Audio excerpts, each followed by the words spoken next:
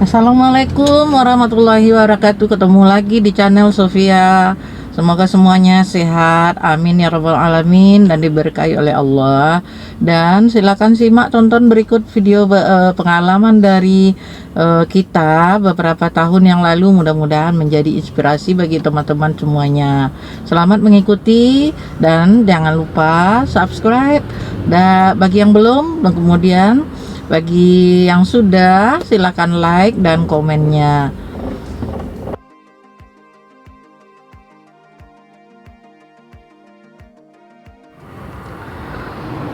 Nah, begitu deh ceritanya.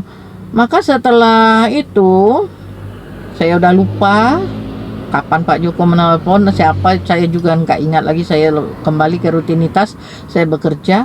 Tiba-tiba waktu itu penerimaan siswa baru, dan kita itu waktu itu mengumpulkan siswa di lapangan. Tiba-tiba telepon ini berdering, telepon nomor yang tidak dikenal. Katanya Ibu apa ya, Ibu Ambar apa siapa dulu.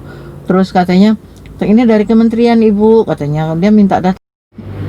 Setelah data diberikan, termasuk email dan lain-lainnya, akhirnya terjadilah proses untuk keberangkatan, penyediaan apa ini segala macamnya. Tapi sebelum itu kita diminta hadir juga dulu, untuk diminta email. Kemudian melalui email setelah beberapa saat, waktu itu di bulan Juli, saya dipanggil. Ternyata lolos katanya. Ibu udah lolos dalam seleksi untuk mengikuti overseas training ke luar negeri. Dan waktu itu dua pilihan negaranya, Malaysia sama Australia. Kemudian saya diminta hadir di Hotel Colombo Yogyakarta. Maka berangkatlah saya ke sana, ke Hotel Colombo Yogyakarta. Padahal saya belum pernah, satu kali pun belum pernah saya ke Jogja berbekal ini. Pokoknya saya keberanian saja. Ketika itu juga nggak kepikiran mau menggunakan Google Map apa segala macam, tapi saya percaya aja gini. Saya pesan waktu di bandara itu taksi. Saya pergi ke Jogja sendirian, tanpa teman, tanpa siapa-siapa. Pergi ke Jogja sendirian. Kemudian tiba di Jogja, saya pesan taksi, saya tunjukkan alamat hotel. Nah, gitu aja. Akhirnya sampailah kita di Hotel Colombo. Jadi di sana kita dilakukan persiapan sekitar berapa waktu itu, seminggu apa 10 hari ya. Di sana kita diajarkan bagaimana persiapan mengikuti bagaimana kegiatan nanti, atau sampai di bandara atau apa, dia pokoknya kegiatan untuk overseas begitu. Jadi overseas trainingnya kita kita menghadapinya itu harus ada persiapan. Salah satunya itu bahasa Inggris katanya kan. Bahasa Inggrisnya itu di dalam pelatihan semua instrukturnya berbahasa Inggris. Kemudian kita dikasih tugas juga dalam bahasa Inggris, diskusi dalam bahasa Inggris gitu kan. Kemudian pertanyaan juga dalam bahasa Inggris. Semuanya bertujuan untuk memperlancar bagaimana penggunaan bahasa Inggris kita, termasuklah apa-apa yang harus kita persiapkan waktu di bandara. Nanti kalau ditanya di bandara kita mau ke luar negeri begitu kan. Jadi semua persiapannya pokoknya mantap banget deh. Instrukturnya memberikan penjelasan yang luar biasa dan sangat menyenangkan. Apalagi saya memang sebenarnya senang deh belajar bahasa Inggris lagi, karena selama ini bahasa Inggris saya itu hanya diam, tidak bisa komunikasi dengan siapa, lebih banyak berbahasa Indonesia. Kalau biasanya kan ada anak saya di rumah, itu bisa juga lah sedikit-sedikit. Sekarang nggak ada, mereka udah pergi kan. Kemudian kita berbahasa Inggris, ya kembalilah minat saya dengan bahasa Inggris itu muncul, dan saya suka gitu kan. Akhirnya sampailah di ending kegiatan persiapan overseas di Hotel Colombo Jogja itu. Ini yang sangat mendebarkan, karena dua pilihan negara. Dalam hati pengen nih Malaysia ya atau Australia, mana ya. Padahal dalam hati pengen deh mau ke Australia, tapi terlalu lama, sebulan ya, 30 hari. Kalau ke Malaysia berapa ya, agak pendek waktunya, gimana ya, mana ya nanti. Maka hal-hal waktu itu sangat mendebarkan lah gitu, menunggu pengumuman kita lolosnya di mana nanti, apakah di Malaysia atau di Australia. Ketika itu yang lolos ke Malaysia diberi kesempatan untuk mengikuti konferensi internasional dengan guru-guru se Asia Tenggara, termasuk juga Asia Tenggara aja tidak ya, guru-guru Asia Tenggara, tapi kebanyakan ada juga peserta yang datang dari Australia, ada juga yang datangnya dari Jepang gitu kan. Jadi bagi mereka yang terpilih ke Malaysia. Nah, ternyata waktu pengumuman itu kita mendapat, ada yang dapat ke Australia. Nah, saya gilirannya ke Malaysia, tapi lumayan lah bisa mengikuti kegiatan seminar internasional. Padahal saya juga sebelum ini udah bercita-cita begitu. Malah ada salah seorang teman saya bilang gitu, kalau kita pergi ke Malaysia atau Singapura, kalau liburan kita harus ikut momen-momen tertentu ya. Kalau ada misalnya seminar-seminar, kita ikut di sana.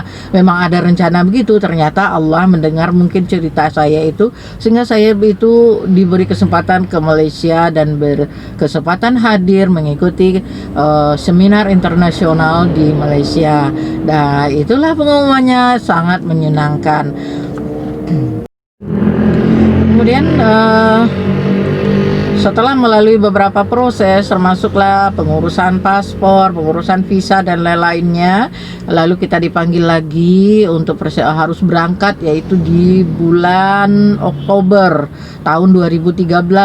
Maka waktu itu kita dipanggil lagi ke Hotel Falatehan Jakarta. Sebelum berangkat kita dikumpulkan di situ, dilakukan coaching di situ, persiapan-persiapan lainnya selama 2 hari, 2 hari. Kita berangkatnya jam 12 malam itu udah turun dari hotel, kita menuju bandara dan siap berangkat deh ke Malaysia. Malaysia tepatnya di Penang, di Siameo Reksam. Nah, ini pengalaman yang luar biasa juga. Yang pertama, saya dikatakan tidak lolos karena umurnya udah deket gitu ya dari batas ya. Ternyata dapat, itu pertama, itu bersyukur banget lah diberi kesempatan yang demikian. Kemudian lagi saya berkesempatan juga belajar dengan instruktur-instruktur yang berasal dari Filipina, dari Jepang, dari Malaysia juga, ada juga instruktur Indonesia. Nah, kesempatan dalam sebulan itu kami full belajarnya dari pagi sampai jam 5. Itu betul-betul selama 28 hari. Termasuklah juga namanya English Clinic, belajar memperbaiki bahasa Inggris kita, disediakan juga di situ. Kami ditempatkan di asrama di Siameo Reksam. Nah, ini sangat menyenangkan sekali, sangat menyenangkan. Apa? Yang pertama, pengalaman yang diberikan itu sungguh luar biasa. Banyak banget pengalaman yang kita peroleh, ada pengetahuan-pengetahuan yang bisa kita terapkan di dalam pembelajaran dan bisa membuka mata dan wawasan kita bagaimana kita melakukan kegiatan itu. Ternyata tidak harus misalnya mengenai media, tidak harus medianya yang canggih-canggih gitu aja kan. Waktu itu ada seorang instruktur yang bernama Mr. Hideo Nakano, itu beliau mengajarkan tentang educational toy ya rasanya. Itu ada lagi Mr. Yoshihiro itu juga dari Jepang.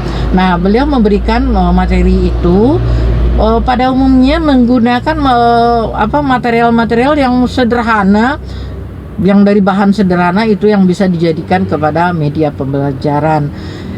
Maka pengalaman-pengalaman itulah yang kita pergunakan untuk kita terapkan dalam pembelajaran. Jadi teman-teman, kuncinya itu setelah kita mengikuti kegiatan overseas training di Siameo Reksam waktu itu, bahwa membuat media pembelajaran tidak harus yang canggih, yang dekat dengan kita, kemudian murah. Lalu yang penting anak ini bagaimana membuat anak didik kita betul-betul menjadi seorang anak yang kreatif, anak yang mau bertanya, anak yang dia ada punya kemauan untuk belajar, dan mengharapkan bagaimana anak-anak itu keterampilannya juga berkembang ya. Begitu saja teman-teman semua.